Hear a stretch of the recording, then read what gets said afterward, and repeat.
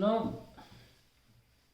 we will see some special case of gravitational field at the geometric center of system of masses. तो पहला जो case आ रहा है हम ले रहे हैं system of equal masses separated at a distance. तो मान लीजिए एक मास m है और दूसरा मास भी m है. बिल्कुल मिड पॉइंट पे अगर आप नोटिस करें यहाँ m नॉट इमेजिन करें तो ये m नॉट को इधर बुलाएगा और ये इधर अट्रैक्ट करेगा. दोनों बिल्कुल बराबर क्यों? क्योंकि दोनों की डिस्टेंस मैंने सेम रखी है. तो ये जो GP इसकी वजह से और इसका जो GP है, अगर ये पॉइंट P मान लिया जाए तो नेट GP जो आ रहा है वो ज़ीरो आ रहा है. यस और नो? अगर हम इसकी जगह पर एक ट्रायंगल ले लें, फिर से हम मासेस क्या रखेंगे? बिल्कुल इक्वल, और ट्रायंगल भी इक्वलेटरल रखेंगे. तो यहाँ पर सबसे पहले हम ज्योमेट्रिक सेंटर एक पॉइंट चुन लेते हैं. ज्योमेट्रिक सेंटर इक्वल ट्रायंगल का होता है सेंट्रॉइड. तो यहाँ पर ये m जो है m नॉट को इधर अट्रैक्ट करेगा, ये वाला जो m है ये m नॉट को इधर अट्रैक्ट करेगा और नेट जो आएगा वो इधर आएगा आंसर. हम जानते हैं इक्विलैटरल ट्रायंगल है 30 ये हो गया 120, और ये भी g और ये भी g, क्योंकि आफ्टर ऑल दोनों मास सेम है, दूरी बिल्कुल बराबर है, तो दोनों का g सेम होगा. तो नेट सम निकाल लेते हैं. जी नेट वेक्टोरली हम करने का जा रहे हैं g plus g at an angle of 120 degree. कैसे निकलता है? G square plus 2g g cos 120 ऐसे निकलता है ना. तो g square plus g square minus का 2g square into 1/2. Cos 120 is -1/2. क्या बचा? जी तो बचा, जी आ गया. और ये वाला जो m था इसने यहाँ पे जी लगा लिया. जैसे बाकी सेम जी लगा रहे हैं तो ये भी तो सेम मास है, तो अल्टीमेटली फिर से आंसर क्या है यहाँ पे? 0. यानी कि हम देख रहे हैं ज्योमेट्रिक सेंटर पे अभी तक ग्रेविटेशनल फील्ड 0 ही आ रही है. हम इसे एक्सटेंड कर सकते हैं एक स्क्वायर पे भी. एक्सटेंड करें स्क्वायर पे, बहुत इजी होगा देखना. m और m सेंटर पे, ये m यहाँ बुलाएगा, m यहाँ बुलाएगा 0, ये वाला m यहाँ बुलाएगा, ये वाला m यहाँ बुलाएगा 0, फिर 0 आ गया. तो अगर ये ट्राइंगल पे एप्लीकेबल है, स्क्वायर पे एप्लीकेबल है, तो पेंटागन पे क्यों नहीं होगा? उस पर भी होगा, सब पे एप्लीकेबल होगा. ज्योमेट्रिक सेंटर पे 0 आता रहेगा आंसर. तो कंक्लूजन का लिख लें. At the geometric center of a regular polygon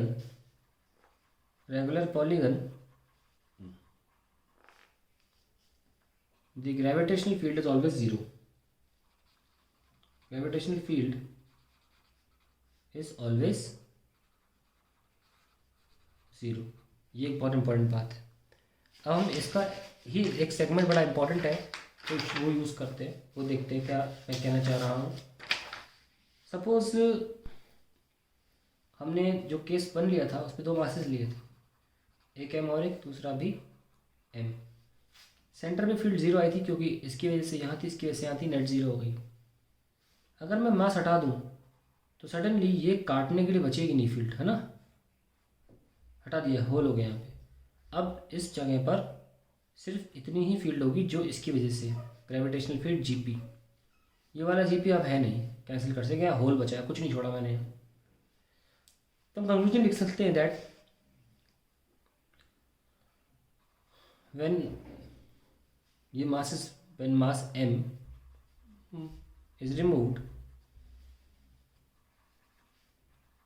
the gravitational field begins to exist opposite to the mass which is removed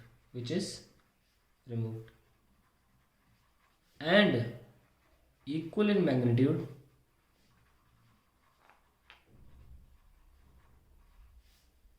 of the gravitational field which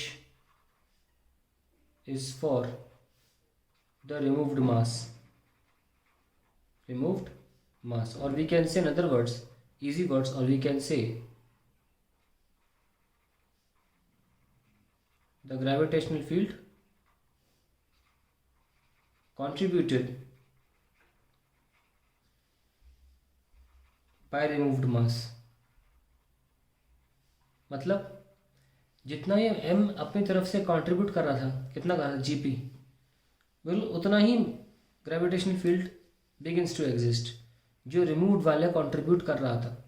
आप सोच रहे होगे नहीं यार ऐसे क्यों बोल रहे हो, ये मास की वजह से जो थी वही तो आ गई. ठीक है, दो में अच्छा लग रहा है आपको सुनने में, और जब ज़्यादा होंगे तो यही तरीका सही होगा कि जो मास आपने हटाया है वो जितनी कंट्रीब्यूट कर रहा है उतनी फील्ड एग्जिस्ट करेगी, वो भी opposite to its own position. ठीक है, तो अगर हम ये बात ट्रायंगल में लेके चलें, केस 2 ट्रायंगल था ना अपना, उसमें लेके चलते हैं. ये एम और ये एम, ये इसका इंटरसेक्शन पॉइंट है. अब इन्होंने यहाँ बुलाया, इन्होंने यहाँ बुलाया, अट्रैक्टिव होता ना जीपी, तो नेट क्या आ गया यहाँ पे, इसने इसको यहाँ बुला के काट लिया, कैंसिल कर दिया इस वाले को, नेट 0 आ गया. पर अगर ये हटा दें तो इसको कैंसिल करने वाला कोई नहीं है, तो ये एग्जिस्ट कहाँ करेगा, वहीं जा कर रहा था, है ना. और आंसर वही आया जो हमने हटाया, हमेशा उसके अपोजिट, हमेशा उससे दूर, जिस पॉइंट से हटाया है उस पॉइंट से दूर, ये हमें ग्रेविटेशनल फील्ड मिल जाएगी. दूसरी बात, ये ग्रेविटेशनल फील्ड जो थी ये जी और जी के 120 डिग्री के वेक्टर सम के बाद प्राप्त हुई थी, जिसका आंसर भी जी आया था, और इसका आंसर भी जी आता है, तभी तो कैंसिल होता है. इसका मतलब पॉइंट हमारे ये भी साबित हो रहा है कि एक तो gravitational field will exist away from the point which has been removed, ये लिखा हुआ है ना, begins to exist opposite to the mass which is removed. Mass कहाँ था, यहाँ, कहाँ हो रही, देखो इधर की तरफ, बात बिल्कुल सही हो गई. And equivalent magnitude of the gravitational field which is for the removed mass, removed mass की कितनी होगी, GP, GM by X square, this is X, सभी की सेम थी, है ना. तो देख सकते हैं कि जीपी भी सेम है और इधर वाला भी सेम है. तो ये बात जो है, तो दो बातें इसमें लिखी हुई हैं. क्या, एक तो ग्रेविटेशनल फील्ड एग्जिस्ट करेगी जो हटाया मास है उसके अपोजिट, और इक्वल टू जो वो कंट्रीब्यूट कर रहा था, और इक्वल टू जो वो कंट्रीब्यूट कर रहा था, भूलना नहीं, जो वो कंट्रीब्यूट कर रहा था इक्वल टू दैट. तो केस 2 भी कर लिया हमने. अगर ऐसे ही हम बात पेंटागन की करें, हम स्किप कर रहे हैं स्क्वायर को, M M M M M, तो कल को मैं यहाँ से हटा दूँ तो सेंटर पे 0 थी, पर इसके हटाती अब एग्जैक्टली इस लाइन के अपोजिट ग्रेविटेशनल फील्ड आ जाएगी, और वो इन चारों का वेक्टर सम होगी. अब समझ गए होगे आप कि हमने आपको बोला था कि ऐसे सोचना कि जो हटाया है उसके अपोजिट, उस लाइन के अपोजिट, और कितनी प्रकट हो जाएगी. अब देखो, क्या आप चारों का वेक्टर सम निकालना चाहोगे, बहुत मुश्किल हो जाएगा ना.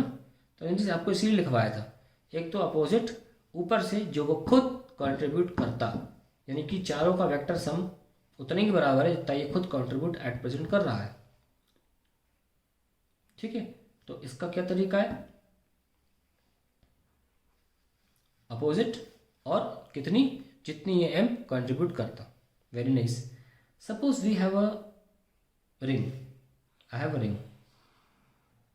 ओके, मैं इतना सा पोर्शन हटा देता हूँ रिंग में से, बहुत छोटा, तो कैसी रिंग हो जाती है, ऐसी. तो जब ये रिंग पूरी कंप्लीटेड थी, तो क्योंकि ये रिंग एक सर्कल है, और सर्कल क्या होता है, एक इनफाइनाइट साइडेड पॉलीगन, एंड ये भी कारण से हम बोल सकते हैं, हमने तो बाकायदा रिंग के लिए एक्सिस के फॉर्मूले हमारे एक्स को 0 पुट करके सेंटर पे आंसर निकाला, 0 आया. लेकिन हम इस कॉन्सेप्ट से भी कर सकते हैं, क्योंकि सर्कल भी एक पॉलीगन ही है और उसके ज्योमेट्रिक सेंटर सेंटर होता है, वहाँ पे जी की वैल्यू क्या होगी, 0. लेकिन अगर हमने छोटा सा पोर्शन हटा दिया इस रिंग में से, एक टी लेंथ का, देखो टी लेंथ का जगह आ गया, तो सेंटर से फील्ड इस पॉइंट से दूर, एग्जैक्टली इस पॉइंट से इधर आने लग जाएगी सडनली.